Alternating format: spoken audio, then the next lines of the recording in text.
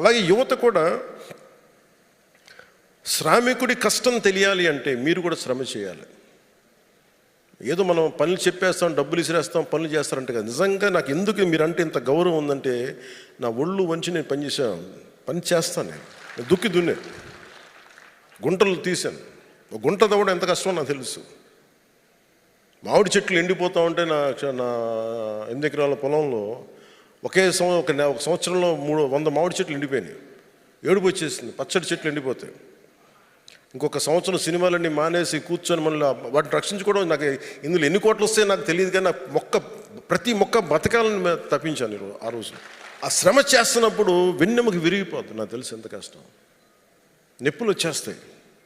గడపార పట్టుకుంటే చేతికి ఇవి కణుపులు వచ్చేస్తాయి. కడుపు ఆర్చుకుపోద్ది.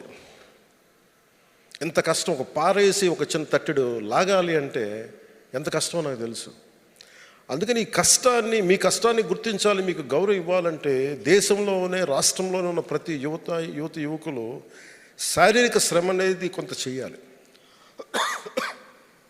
అందుకని ఎప్పుడైతే వాళ్ళకి ఇంటర్న్షిప్, ఈ వేసవి కార్యక్రమంలో విద్యార్థులు చేయగలిగితే చాలా వాళ్ళకి కష్టం అర్థం అవుద్ది, వాళ్ళకు కూడా మంచి జరుగుద్ది.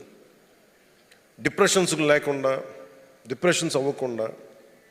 ఒకసారి మా ఇంట్లో పిల్లలు చెప్తూ ఉంటాం, డిప్రెషన్లో ఉన్నారంటే ముందు అన్నం మానేయండి అని చెప్తాను. ముందు అన్నం మానేసి బయటికి వెళ్ళి బాగా పని చేయండి అని చెప్తాను. వెళ్ళి తోట పని చేయండి, బాగా ఆకలి, అప్పుడు డిప్రెషన్లో ఏమి ఉండవు. అంటే నిజంగా యువత బాగుండాలంటే మన జీవితాల్లో డిప్రెషన్ ఎక్కడ ఉంటుంది? ఒక శ్రమ చేసేవాడి దగ్గర డిప్రెషన్కి అంత ఆస్కారమే లేదు. పొద్దున్న లేదప్పటి నుంచి నేను నింపుకోవాలనుకునేవాడికి డిప్రెషనే ఉండదు. ఎప్పుడు కడుపు నింపుకుంటాం, ఎప్పుడు పడుకుందాం అనిపిస్తుంది తప్ప డిప్రెషన్కి అవకాశాలు ఉండవు.